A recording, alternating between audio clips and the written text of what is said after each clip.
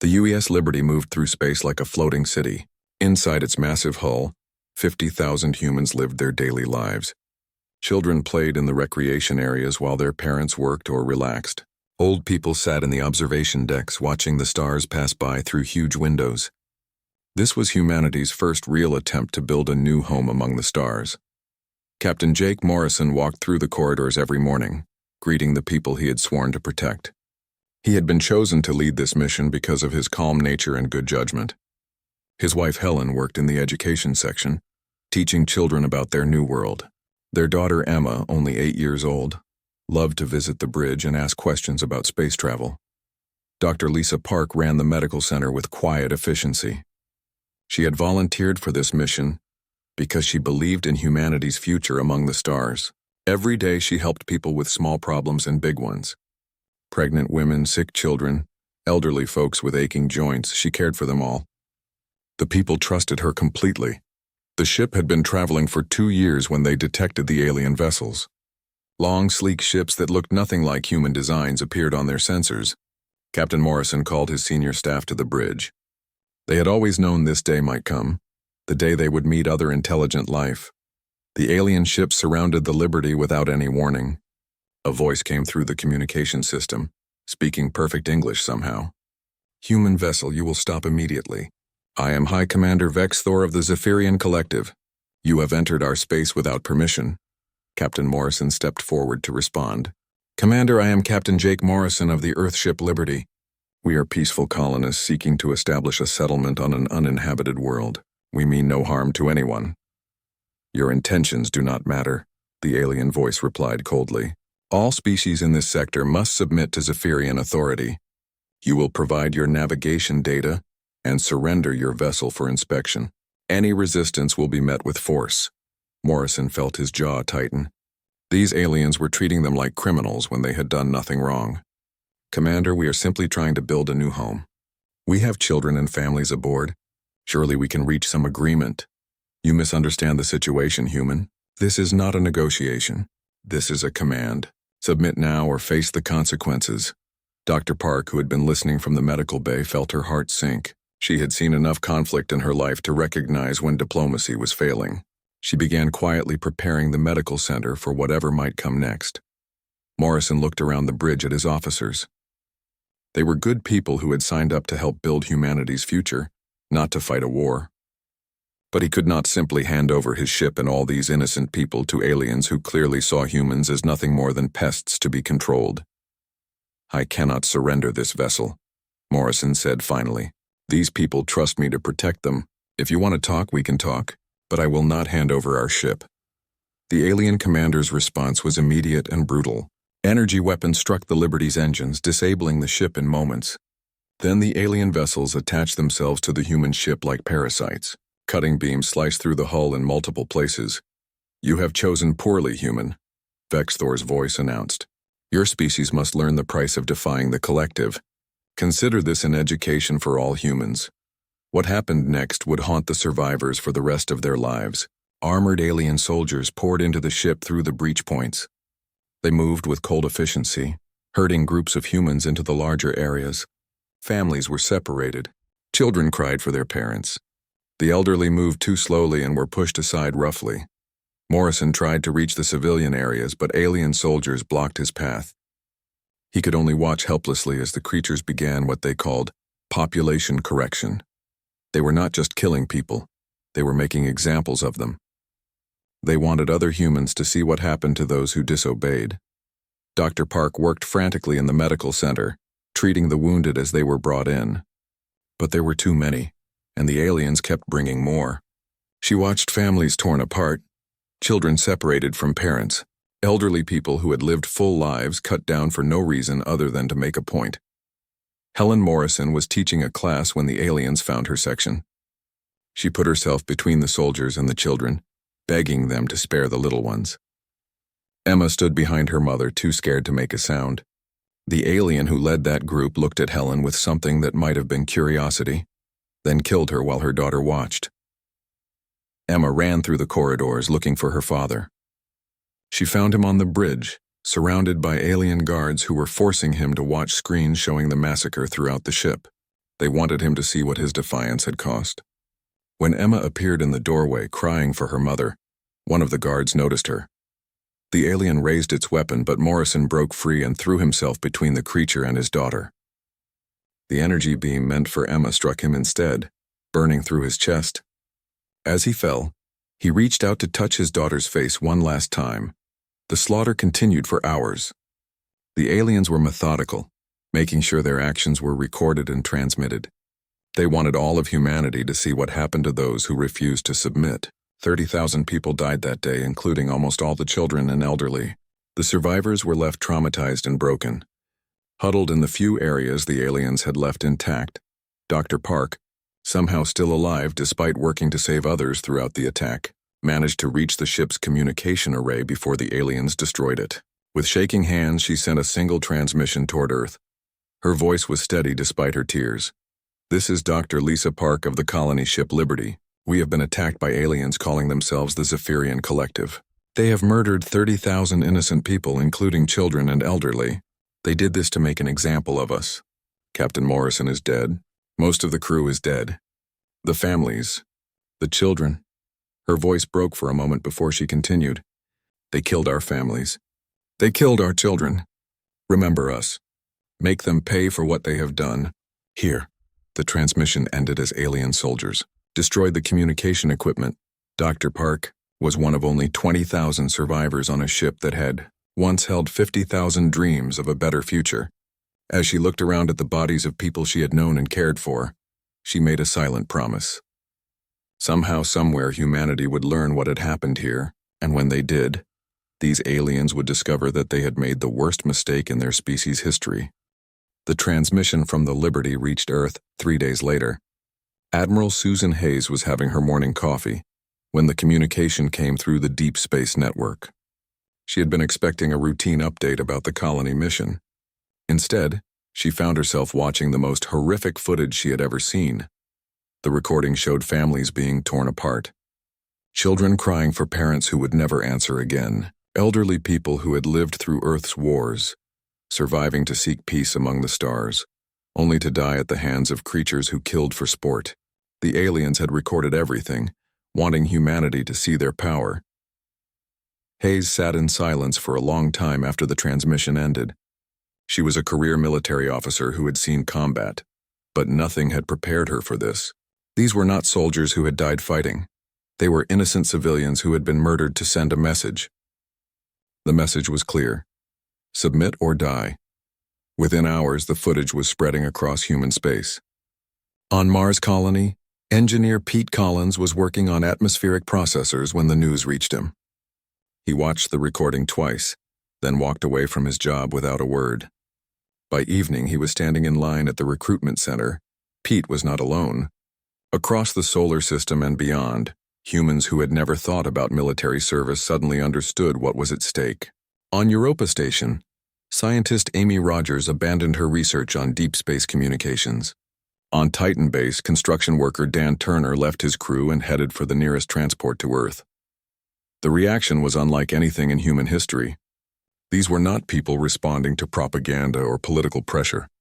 They were ordinary citizens who had seen evil with their own eyes and decided they could not look away. The recruitment centers were overwhelmed within days. Admiral Hayes found herself in command of the largest military mobilization humanity had ever undertaken. But she knew that numbers alone would not be enough. The aliens had technology that was centuries ahead of human capabilities. Traditional weapons and tactics would be useless against such an advanced enemy. She made a decision that would change everything. Dr. Ben Carter had been working on theoretical weapons research that the government had considered too dangerous to pursue. His ideas pushed the boundaries of known science, exploring technologies that could reshape reality itself. Until now, the risks had seemed too great. But after the Liberty massacre, everything had changed. Carter's laboratory was hidden deep beneath the Colorado mountains. When Hayes arrived with her request, she found a man who looked like he had not slept in weeks. He had been watching the same footage as everyone else, and it had affected him deeply. "I know why you're here," Carter said before Hayes could speak. "You want the forbidden technologies. The ones the ethics committee said were too dangerous. How long would you need? Hayes asked simply. Carter looked at his team of researchers. Dr. Kate Lopez specialized in quantum mechanics. Engineer Ryan Murphy understood energy systems better than anyone alive. They had been working on theoretical projects for years, always knowing their research might never see practical application. 6 months, Carter said. Maybe less if we ignore safety protocols. Ignore them, Hayes replied without hesitation. Those aliens wanted to teach us about fear. It's time they learned what happens when you threaten human children. The mobilization was unlike anything the universe had ever seen. Humanity's industrial capacity, built up over centuries of space colonization, was turned entirely toward war production. Shipyards that had built cargo vessels and colony ships began constructing warships. Factories that had made farming equipment and medical supplies started producing weapons and armor. But the most important changes were happening in secret laboratories around human space. Carter's team was not the only group working on advanced technologies. On Luna Base, physicist Dr. Carl Brooks was developing shields that could deflect energy weapons. On Ceres Station, engineer Lisa Wright was creating propulsion systems that could move ships faster than anything previously imagined. The work was dangerous. 3 research facilities suffered critical failures that killed everyone inside. But for every scientist who died, 2 more volunteered to take their place.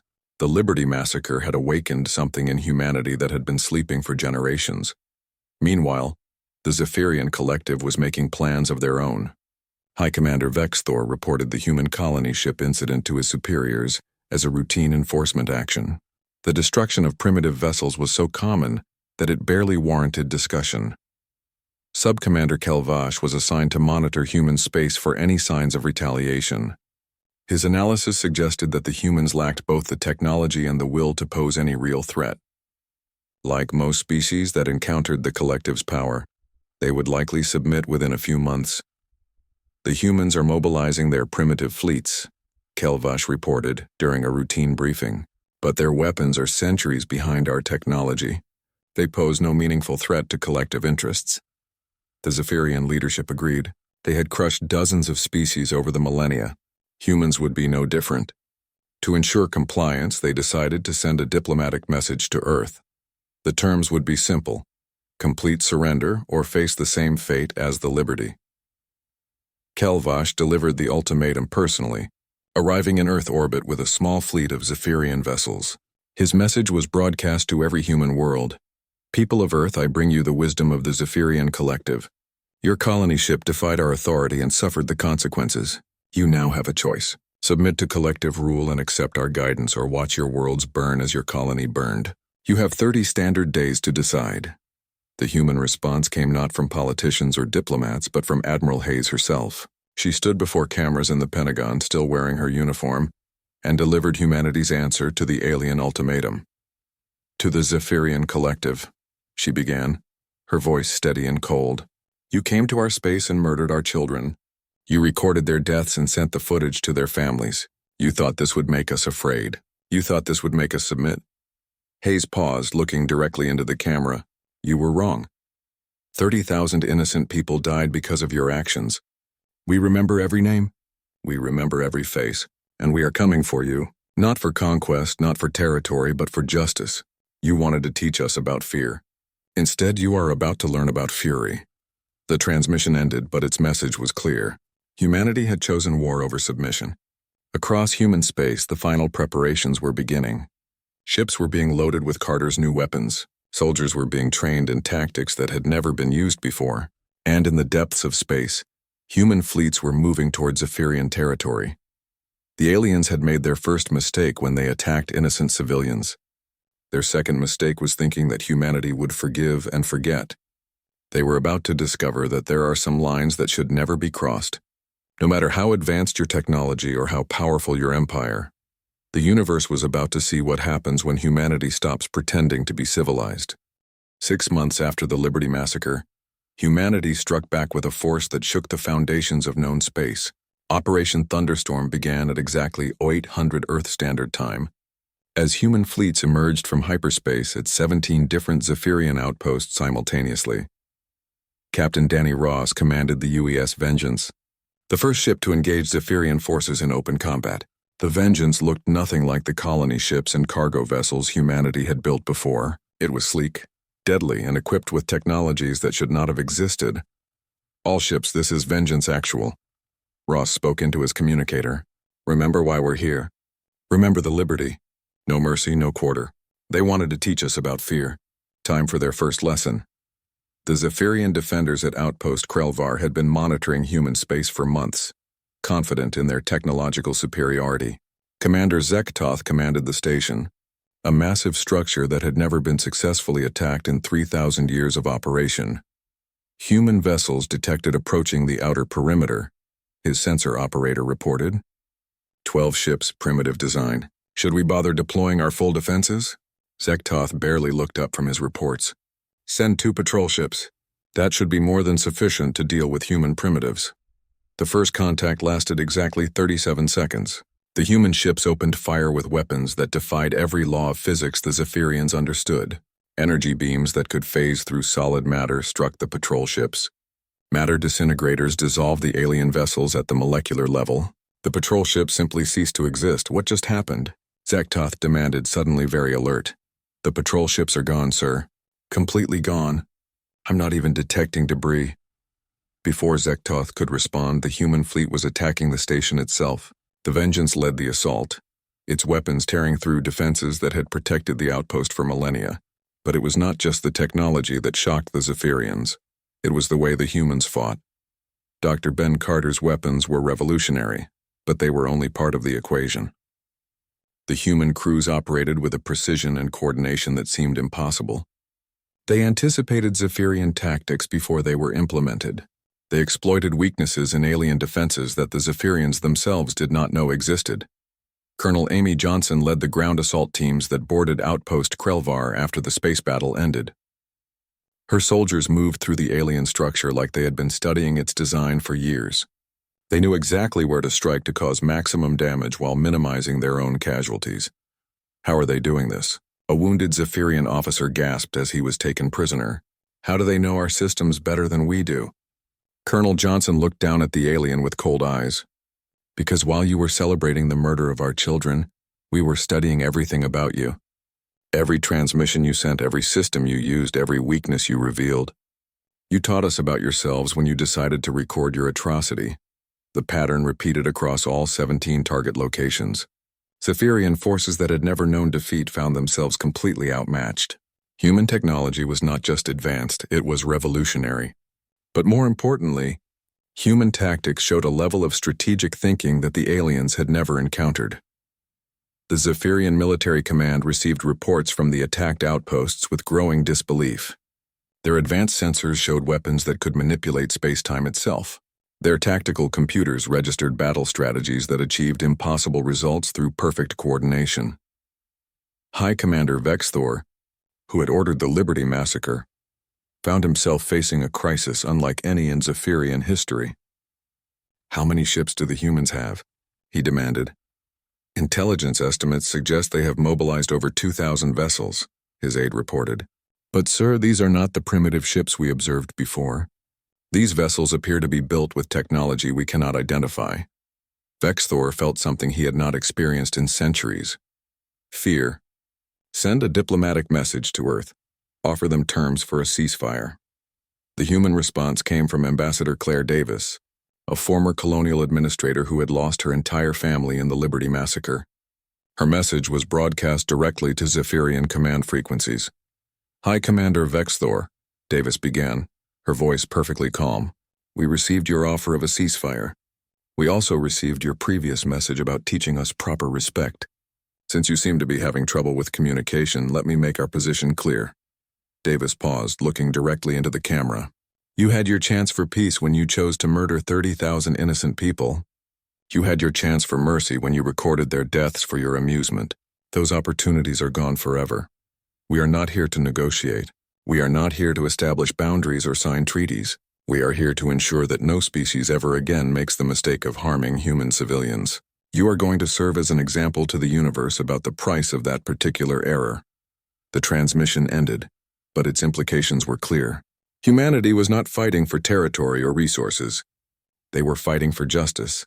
and they would accept nothing less than complete victory. The Zephyrian collective began mobilizing their full military might, calling back fleets from across their empire. For the first time in millennia, they were preparing to fight a war for their very survival, but they were already discovering that this enemy was unlike any they had faced before. Human ships appeared and disappeared at will, striking targets throughout Zephyrian space with impossible precision. Their weapons could penetrate any defense, their tactics countered every strategy, and their soldiers fought with a determination that bordered on supernatural.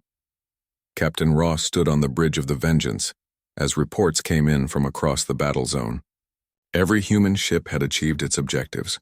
Every Zephyrian outpost had fallen, and most importantly, human casualties were nearly zero. "Sir," his communications officer reported, "we're receiving surrender offers from 12 different Zephyrian commanders." Ross looked out at the stars, thinking about the footage he had seen from the Liberty, children crying for parents who would never answer, families torn apart for no reason other than to demonstrate alien power, 30,000 innocent people who had died to send a message. "Tell them we'll consider their surrender," Ross replied. "When every last one of them responsible for the Liberty massacre is dead, and their empire is nothing but debris floating in space. Until then, we keep fighting." The universe was beginning to understand that humanity had not just developed new weapons or tactics, they had revealed something about human nature that no alien species had ever encountered: the ability to transform grief into focused, calculated fury. And that fury was about to reshape the balance of power among the stars. The siege of Zeph Prime began on a Tuesday. General Mike Davis had been planning this assault for 3 months, studying every detail of the Zephyrian homeworld's defenses. The planet was protected by orbital stations that could destroy entire fleets, planetary shields that had never been breached, and weapon systems that could crack moons in half. None of it mattered anymore. Davis stood on the bridge of the UES Retribution, watching his fleet emerge from hyperspace around the alien homeworld. 200 human ships faced a defensive network that had protected Zeph Prime for over 10,000 years. The planet below held 15 billion Zephyrians, including High Commander Vexthor and the leadership that had ordered the Liberty massacre. "General," his tactical officer reported, "the planetary defense grid is powering up. They're targeting our lead ships." "Let them fire," Davis replied calmly. "I want the universe to see what happens next." The Zephyrian orbital platforms unleashed enough firepower to vaporize a small moon. Energy beams that could melt asteroid into vapor struck the human fleet directly. For a moment, space itself seemed to burn with the intensity of the alien weapons. Then the light faded, and the human ships were still there, completely undamaged. Dr. Ben Carter's shield technology had created defensive systems that operated on principles the Zephyrians could not understand. The energy from their weapons was not absorbed or deflected. It was translated into parallel dimensions where it could cause no harm. To the aliens watching, it appeared that their most powerful weapons had simply stopped working. "Impossible," breathed Defense Coordinator Mexishan from his command center on Zeph Prime. "Our sensors showed direct hits." "How are their ships still functional?" The answer came in the form of human return fire. The weapons Dr. Carter had developed could unmake matter at the quantum level. The first orbital platform struck by human fire did not explode or burn. It simply ceased to exist. Its atoms scattered across space-time as if the station had never been built. But the technology was only part of what terrified the watching aliens. The humans fought with a cold, calculated precision that spoke of months of careful planning. Every shot was perfectly placed. Every tactical movement was executed with machine-like efficiency. They were not fighting in anger. They were delivering justice with surgical precision. On the planet below, panic spread through the Zephyrian population. These creatures had ruled through fear for millennia, crushing any species that dared to resist their authority. Now they found themselves helpless as their most advanced defenses crumbled like paper before human weapons. High Commander Vexthor, the architect of the Liberty massacre, broadcast a desperate message to the human fleet. "Human Commander, I am prepared to discuss terms for the surrender of this system. Surely we can reach an accommodation that serves both our peoples." General Davis received the transmission on his command bridge. Around him, his staff worked quietly at their stations, managing an assault that was proceeding exactly as planned. He took his time responding, letting the alien commander wait while human ships systematically destroyed every defensive position around the planet. "Hi, Commander Vexthor," Davis finally replied, his voice carrying no emotion whatsoever. "6 months ago you sent us a message. You recorded the slaughter of 30,000 innocent people and transmitted it to Earth so we could watch our families die. You wanted us to understand your power." Davis paused as another orbital station vanished under human fire. "Now it's our turn to send you a message. But unlike your message, ours will be educational for the entire universe." The human assault continued with methodical precision. One by one, the orbital defense platforms disappeared. The planetary shield generators were targeted and eliminated. The weapon systems that could crack moons were reduced to scattered atoms. And throughout it all, human casualties remained at 0. Dr. Helen Price, humanity's chief xenobiologist, monitored Zephyrian communications from her position aboard the science vessel UES Discovery.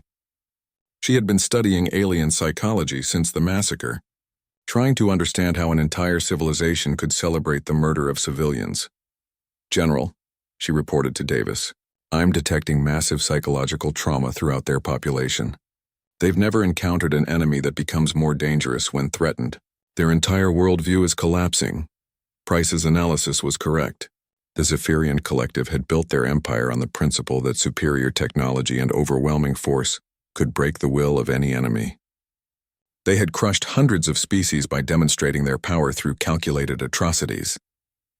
The method had never failed before, but humans were different. Instead of breaking under pressure, they had become more focused. Instead of surrendering when faced with superior technology, they had developed better technology. Instead of accepting defeat, they had transformed their grief into a weapon more terrible than anything the aliens had ever encountered. Across the galaxy, other alien civilizations watched the siege of Zeph Prime with growing alarm. The Althorian Empire, which had maintained peaceful relations with the Zephyrians for centuries, sent urgent diplomatic messages to Earth begging for negotiations. The Nexus hegemony offered to mediate a ceasefire. Dozens of species that had never spoken to humans before suddenly wanted to establish friendly relations. Ambassador Claire Davis received the alien diplomatic overtures from her office on Earth. Each message carried the same underlying theme: fear that humanity might turn its attention to other targets after finishing with the Zephyrians. "They're scared," Davis reported to Admiral Hayes during their daily briefing. "Every major power in this galaxy sector is suddenly very interested in our friendship. They've realized that we're not the primitive species they thought we were." Hayes nodded grimly. "Good. Fear will keep them from making the same mistake the Zephyrians made. But right now, our focus remains on justice for the Liberty."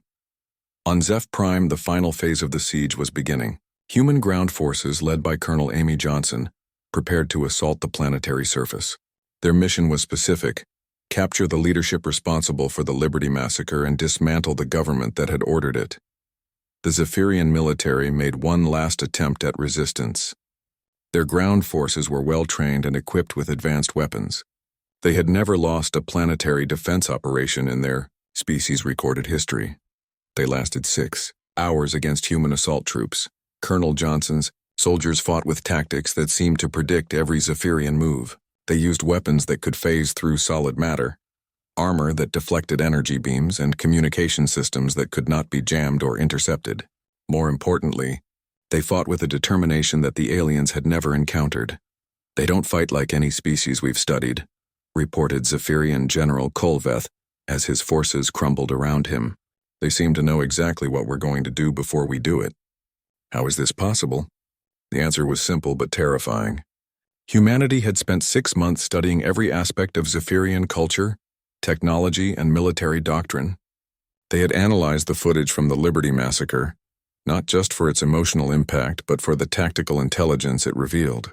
By the time human forces reached Zeph Prime, they understood their enemy better than the Zephyrians understood themselves. As the planetary capital fell to human forces, High Commander Vexthor sent one final transmission. It was not directed at the humans. It was a warning broadcast to every alien civilization within range of Zeph Prime's communication arrays. To all who received this message, Vexthor's voice carried despair and terror. "We have awakened something that should have been left sleeping. The humans are not like us. They do not fight for conquest or resources. They fight for something far more dangerous. They fight for justice. And their justice is absolute. The transmission ended as human soldiers breached his command center. The architect of the Liberty Massacre was finally facing the consequences of his actions. But his warning would be remembered throughout the galaxy as the moment when the universe learned to fear not humanity's weapons, but humanity's unwavering memory and their complete refusal to let evil acts go unpunished. The war was over, but its consequences would reshape the galaxy forever. In the ruins of what had once been the mighty Zephyrian Collective, humanity stood as the undisputed victor. High Commander Vexthor and his senior staff faced trial for war crimes. While their empire crumbled around them like sand in the wind, Dr. Jennifer Stone, now serving as Earth's chief science advisor, supervised the integration of Zephyrian technology with human innovations. The combination was staggering in its implications. Human scientists had not just matched alien technology, they had surpassed it by centuries. The weapons and defenses they had created made humanity the most powerful military force the galaxy had ever seen. But more than the technology, it was humanity's demonstration of character that sent shockwaves throughout known space. They had proven that some species could not be intimidated, could not be broken, and would never forget an injustice done to their innocent. Ambassador Paul Anderson stood before the Galactic Council, a body that had previously ignored every human request for recognition. The Great Chamber held representatives from over 200 alien civilizations, all of whom were now very interested in what humanity had to say.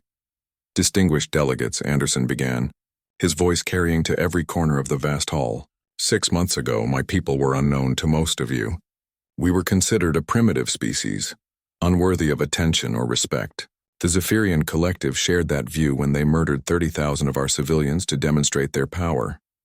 Anderson paused, looking around the chamber at faces that represented species from across the galaxy. Some looked curious, others frightened, but all were paying attention. Today, the Zephyrian Collective no longer exists. Their homeworld is under human administration. Their fleet is scattered debris. Their leadership awaits judgment for their crimes. This was not done for conquest or territorial expansion. This was done to deliver a message that the universe needed to hear. He stepped forward, his words carrying absolute conviction. Humanity seeks peaceful coexistence with all species. We want to trade, to learn, to share knowledge and culture. We have no desire for empire or domination. But understand this clearly. We have now demonstrated what happens to those who harm our innocent. Choose accordingly. The chamber remained silent for a long moment after Anderson finished speaking. Finally, the Althorian ambassador rose to respond. Her species had observed the war from a distance, watching with growing amazement as humans accomplished the impossible. Ambassador Anderson, she said carefully, the Althorian Empire wishes to establish formal diplomatic relations with humanity. We believe our species can benefit from peaceful cooperation. Similar offers came from across the chamber. The Nexus Hegemony requested trade agreements. The Stellar Federation proposed joint research projects. Species that had never communicated with each other before suddenly found common ground in their desire to avoid humanity's displeasure. Far from Earth, on the world that would become New Terra, the survivors of the Liberty worked to build their planned colony. Captain Jake Morrison had not survived the massacre, but his sacrifice had not been forgotten. Dr. Lisa Park, the ship's medical officer who had lived through the horror, became the colony's first governor. The settlement grew around a central memorial where the names of all 30,000 victims were carved into a mountain face.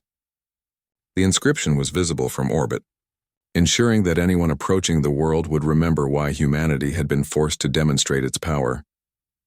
Dr. Park stood before the memorial every morning, reading some of the names aloud. Children who would never grow up. Elderly people who had survived Earth's conflicts only to die in space. Families who had dreamed of building a better life among the stars. They wanted to break us, she said to the group of colonists who had gathered for the daily remembrance ceremony. Instead, they made us stronger than we ever imagined possible. We are here, alive and building our future, because the universe learned that some lines should never be crossed. The colony thrived under her leadership. Ships arrived regularly from Earth, bringing new settlers and supplies. But they also brought visitors, alien diplomats and researchers who wanted to see the place where humanity's transformation had begun. Meanwhile, In laboratories across human space, scientists continued pushing the boundaries of what was possible. Dr. Ben Carter's team had revolutionized weapons technology, but their work was expanding into other areas.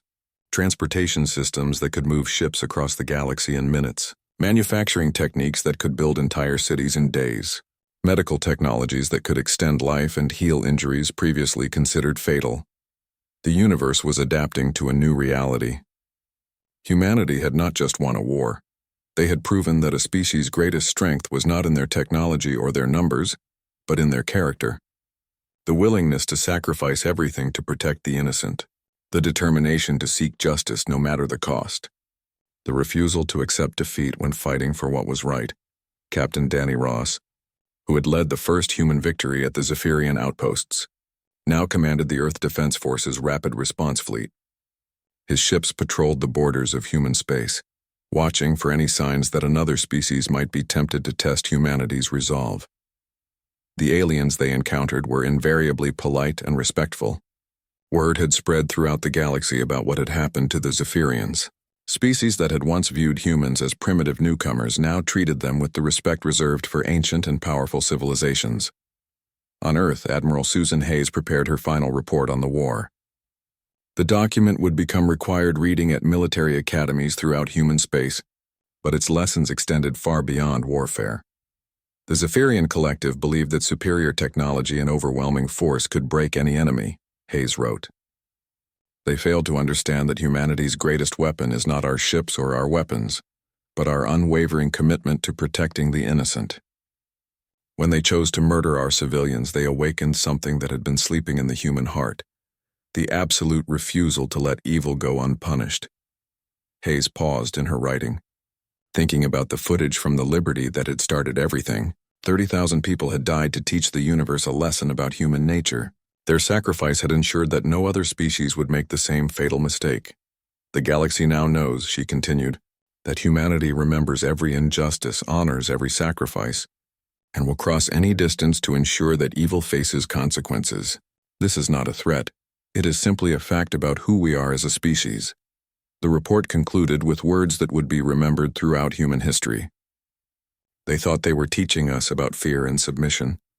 Instead, they taught the universe that some species become more dangerous when threatened, more determined when challenged, and more creative when desperate.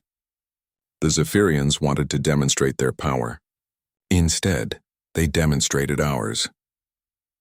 Years later, alien children across the galaxy would learn about the Liberty Massacre in their history classes. They would study how a peaceful species had been transformed into the most feared military force in known space by a single act of unprecedented cruelty. The lesson was always the same. Never underestimate a species that fights not for conquest, but for justice. And in the deepest reaches of space, where new civilizations were just beginning to reach for the stars, they would look up at the night sky and know that somewhere among those distant lights traveled a species that would ensure no innocent ever again suffered. As the people of the Liberty had suffered, humanity had taken its place, not just as another spacefaring civilization, but as the guardians of justice in an often cruel universe. They had learned to wield power responsibly, but they had also demonstrated that their mercy had limits. The universe was safer because of their strength, and more careful because of their memory. The rage that had once rocked the entire universe had transformed into something far more powerful, an unshakable commitment to protect the innocent, no matter the cost.